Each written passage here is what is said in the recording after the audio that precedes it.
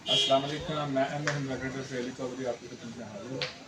आज हम आपके लिए HEC पावर की तरफ से सोलर इन्वर्टर लेकर आए हैं 6.2 किलोवाट, जिसका मॉडल है HP Pro Max 6.2 किलोवाट। ये हमारा जी सोलर इन्वर्टर है HEC का, जो HP Pro Max है 6.2 किलोवाट में। आपको बताते चलें कि ये KVA में नहीं, ये किलोवाट में है। ये इन्वर्टर KVA और किलोवाट में बहुत बड़ा डिफरेंस होता है। KVA 720 वाट के बराबर और किलोवाट 1000 वाट के बराबर होता है। ये डिफरेंस आपके सामने है। ये 6200 वाट लोड उठाने की सलाहियत रखता है। इस इन्वर्टर के साथ हमें इसका वारंटी कार्ड मिल जाता है। वारंटी इसकी जो है वो 2 साल की इसकी वारंटी होती है, जिसमें 1 साल इसकी पार्ट्स वारंटी होती है और 1 साल आपको सर्विस इसकी कंपनी जो है ना वारंटी देगा। दूसरी चीज़ इसकी आती है फिर यूज़र मैनुअल, वो हमें इसके साथ मिल जाता है। साथ इसकी वॉल माउंट ब्रैकेट मिल जाती है इसकी फिटिंग करने के लिए। अब आ जाते हैं हम अपने इस इन्वर्टर की स्पेसिफिकेशन की तरफ। तो चलते हैं कि अपनी स्पेसिफिकेशन की तरफ। इस इन्वर्टर की HEC HP Pro Max 6.2 kilowatt इसका मॉडल है। PV 7200 होता है। ये 7200 वाट आप सोलर इसमें इंस्टॉल कर सकते हैं। 48 वोल्ट बैटरी के लिए आता है। बिल्टन BMS इस इन्वर्टर के अंदर हमें मिल जाता है। दूसरे नंबर पर फिर इसकी चीज़ आ जाती है सोलर की MPPT range. MPPT range minimum 120 voltage से है और 450 वोल्ट इसका मैक्सिमम है। 500 वोल्ट इसके ओपन PV वोल्टेज लेकर जा सकते हैं आप, लेकिन 500 वोल्ट तक लेकर जाना इसकी सेफ्टी से बाहर जाना होता है। आप इसकी सेफ्टी से बाहर मत जाएं, इसको सेफ्टी के अंदर यूज़ करें तो ये बहुत अच्छा चलेगा, लॉन्ग लाइफ चलेगा। मैक्सिमम लिमिट पे किसी भी चीज़ को आप इस्तेमाल करते हैं तो इससे उसका लाइफ स्पेन पे फ़र्क पड़ता है। तो ये काम नहीं करना चाहिए किसी भी इन्वर्टर के साथ। बाकी चलते हैं हम इसकी मज़ीद जो डिटेल है वो भी आपको बताते हैं। ये on grid of grid option के साथ आता है। डस्ट फिल्टर इसके अंदर लगे हुए हैं। 2 साइडों पर है, डुअल फैन है। एक इस साइड पे डस्ट फिल्टर है, एक इस साइड पे इसका डस्ट फिल्टर है। बाकी इसकी ये पोर्ट आ जाती है। इसमें फर्स्ट पोर्ट जो है ना, पहला कनेक्टर आपको मिलता है इसका अर्थिंग के लिए। उसके बाद दूसरे नंबर पर आती है आपको वापडा इनपुट मिल जाती है। फिर इसकी तीसरे नंबर पर यहाँ पर आ जाती है इसकी आउटपुट वोल्टेज। फिर यहाँ पर ये जो ग्रीन आपको कनेक्टर मिल रहा है ये बैटरी कनेक्टर है इसका। यहाँ पर आप बैटरी इंस्टॉल कर सकते हैं। उससे आगे आपको इसकी PV इनपुट मिल जाती है। इसके अंदर बिल्टन ब्रेकर आता है जो कि वापडा के ऊपर होता है लगा हुआ, जो आप इसमें 220 इन करते हैं उसके ऊपर प्रोटेक्शन ब्रेकर इस इन्वर्टर के अंदर बिल्टन आता है। आपको ये बता दें ये नेट मीटरिंग वाला इन्वर्टर है। आप इसमें ऑन ग्रिड ऑफ ग्रिड आपको दोनों ऑप्शन मिल जाती हैं। विद बैटरी और विदाउट बैटरी वर्क करता है। चलें जी, आपको बाकी इसकी मज़ीद स्पेसिफिकेशन बता देते हैं इस इन्वर्टर की।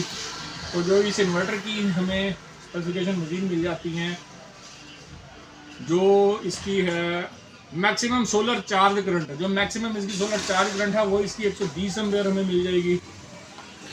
उसके बाद जो इसकी सर्ज कैपेसिटी हमें मिलती है, सर्ज कैपेसिटी कहते हैं आपके टॉर्क लोड को। जब जैसे आप किसी भी पंप ऑन करते हैं या आपका कोई और हैवी इस किस्म का लोड है जिसको इंडक्टिव लोड कहा जाता है, जैसे मोटर या कोई कंप्रेसर वगैरह इस किस्म की चीज़ें होती हैं, तो ये स्टार्ट में बहुत ज़्यादा लोड लेती हैं और फिर चंद लम्हे के अंदर ये डाउन हो जाती हैं। जो स्टार्ट में इसका लोड होता है ना उसको सर्ज लोड कहा जाता है। तो ये वाला इन्वर्टर जो है सर्ज लोड आपको बताता चलो 12400 वाट तक उठा सकता है। तो ये बहुत बड़ी रेंज होती है 12400 वाट सर्ज कैपेसिटी कि आप इसके ऊपर डबल एम्पेलर के 2 पंप भी अगर इकट्ठे ऑन करें तो ये इजीली उठा सकता है।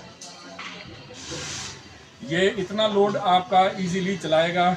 उसके बाद इसका जो वेट है, ग्रॉस वेट इसका, वो हमें 11 kg मिल जाता है इस इन्वर्टर का। ये इसकी आज की स्पेसिफिकेशन है इस इन्वर्टर की। 98% तक ये एफिशिएंसी देता है इन्वर्टर। ये बहुत अच्छा फिगर है इसका 98%। उसके बाद आ जाती है दूसरी चीज़ सोलर इंस्टॉलेशन की तरफ। तो सोलर इंस्टॉलेशन में हमारे पास आपको 6 mm की वायर मिल जाएगी इस सोलर इन्वर्टर को इंस्टॉल करने के लिए। इसके लिए आप कॉपर वाली ही वायर लगाएं, सबसे बेस्ट है। अगर आप कॉपर वाली वायर नहीं लगाते तो आपके पास दूसरी ऑप्शन बचती है सिल्वर वायर में। सिल्वर वायर में आपकी कॉस्ट कम आ जाती है। आप 752 वायर भी लगा सकते हैं, लेकिन आप उसमें सिर्फ सोलर से इन्वर्टर तक उस वायर को लगा सकते हैं। उससे आगे आप उस वायर को नहीं यूज़ कर सकते, और सोलर के आपस में जो कनेक्शन है वो भी आप उस वायर से नहीं कर सकते। जैसे आप 2 स्ट्रिंगें लगाते हैं सोलर की मिसाल के तौर पे, आप 7x7 की 2 स्ट्रिंगें लगा लेते हैं अक्सर लोग 14 पैनल के लिए। ये 14 पैनल सपोर्ट भी करेगा इन्वर्टर, इजीली 14 पैनल सपोर्ट करता है क्योंकि 7200 वाट ये पीवी है।